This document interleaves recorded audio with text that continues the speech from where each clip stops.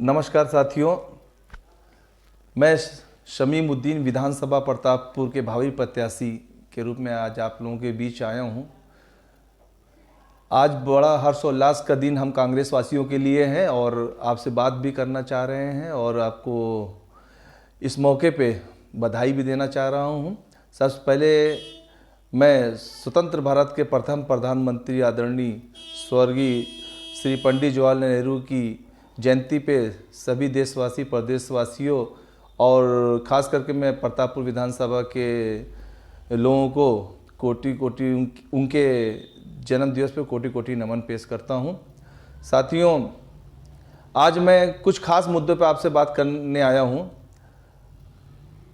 किसान, बेरोजगारी, महंगाई, पेट्रोल डीजल महंगाई के मुद्दों पे बात जो इस प्रदेश सरकार ने लोगों का ध्यान जो भटका कर, जैसे कि अल्ताफ की हत्या, जेल में अल्ताफ की हत्या एक सोची समझी रणनीति के तहत की गई है। मैं एक सवाल पूछना चाहता हूं कि साथियों, आप ये बताइए, 2 फीट की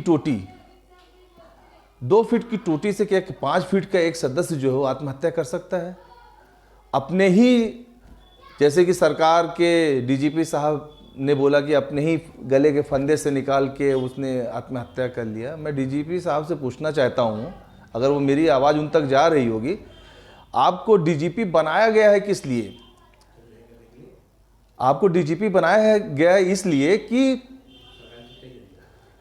जेल के अंदर जो कैदी को सुरक्षित रखने के लिए। तो आपने सुरक्षित ना रख के जेल के अंदर हत्या लोगों की करवा दे रहे हैं आप, और हत्या जो कि सरकार के इशारे पे हो रही है।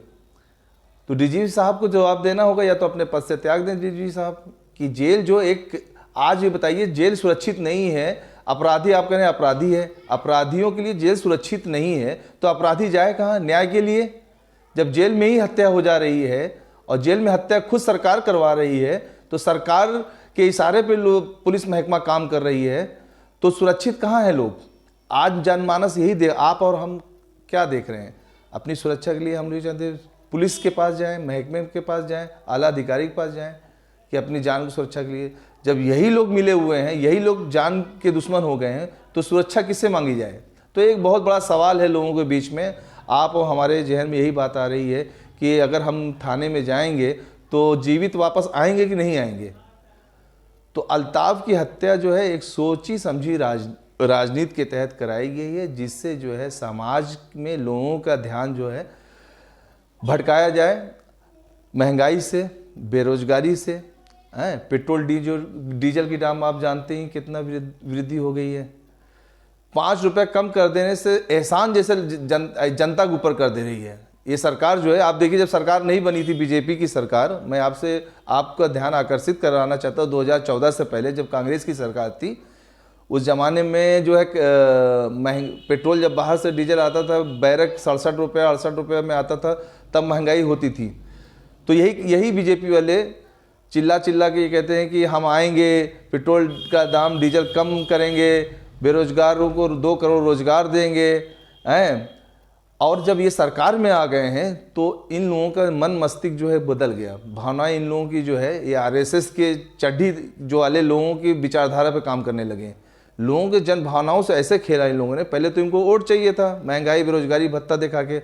उसके बाद जो है ये पूरा जो है गोडसे और सावरकर की जो लिखी हुई जो किताबें हैं उस पर काम करना इन लोगों ने चालू किया। आज समाज में नफरत की राजनीति ये लोग कर रहे हैं। हिंदू मुस्लिम, मंदिर मस्जिद को दिखा के लोगों को, हिंदू समाज हमारे इतना भोला है, ये जो राजनीति आज कर जो कुर्सियों पर बैठे हुए हैं, इस समाज को धर्म का चश्मा पहना दिया गया है, और धर्म के चश्मे के साथ में जो है उसको जो राजनीति कर रहे हैं।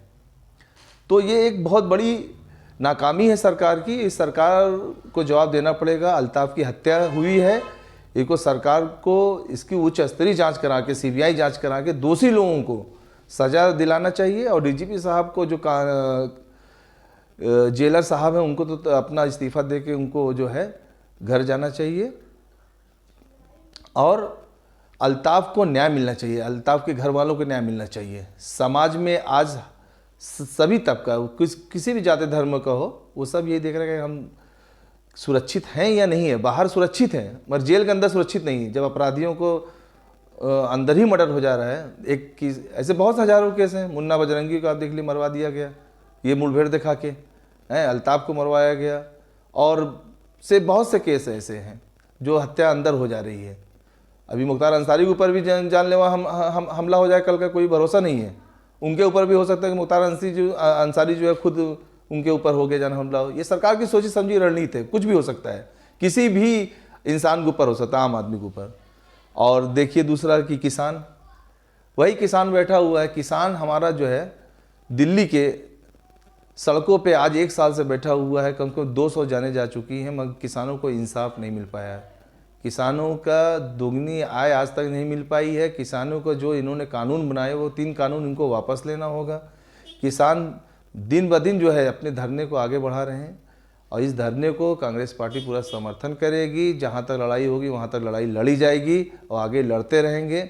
हम अंग्रेज़ों से नहीं डरे तो हम इन गुलामों से क्या डरेंगे, जो गुलामी करके जो सत्ता में आए हुए हैं।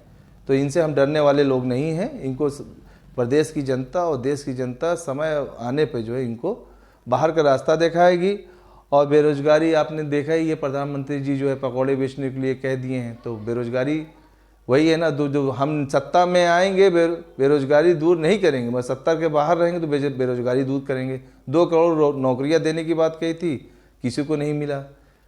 आज देख लिए जितनी भी 2014 से लेकर आज तक अभी एक भी नौकरी नहीं मिली। सिर्फ पुलिस महकमे में कुछ लोगों को डाला गया, इसलिए डाला गया है कि पुलिस की महकमे ज़्यादा वैकेंसी होगी, ज़्यादा रिक्रूटमेंट भर्ती करके जेलों के अंदर हत्याएं कराई जाएगी, इसलिए जो है सरकार जो है लोगों की भर्तियां किया है। और भी देख लीजिए, एक भी भर्ती नहीं हुई, बेरोजगार लोग हैं। तो इसी साथियों में आपसे आने वाले समय में आप अपनी विचार मैं आपके बीच में रखा हूँ, अपनी बातें रखा हूँ। आने वाले समय में आप जो है कांग्रेस पार्टी को मजबूत करिए, आदरणीय प्रियंका गांधी जी के हाथों को मजबूत करिए। हम लोग 2022 में चुनाव में सरकार बनने जा रहे हैं। कांग्रेस के साथ आप जुड़िए। इसी शब्दवाणी के साथ मैं अपनी बातों को समाप्त करता हूँ। जय हिंद, जय भारत, जय कांग्रेस।